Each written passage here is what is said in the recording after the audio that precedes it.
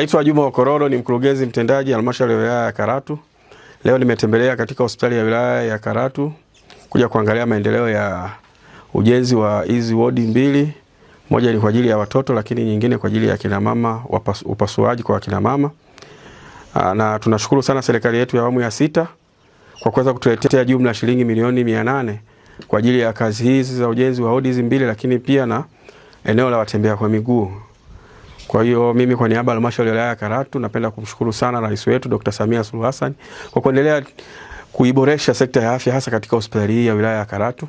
Kama unavyofahamu, sisi wilaya ya Karatu tulikuwa hatuna hospitali, lakini sasa tumeanza kuona matunda chini ya serikali yetu ya awamu ya 6 kuwa na hii hospitali ya wilaya, na tunaendelea kufaidi matunda haya kwa sababu kila mwaka tunaletewa pesa kwa ajili ya kuboresha hospitali hii, lakini pia kuongeza majengo mbalimbali kwa ajili ya kuweza kutoa huduma bora katika wilaya yetu ya Karatu.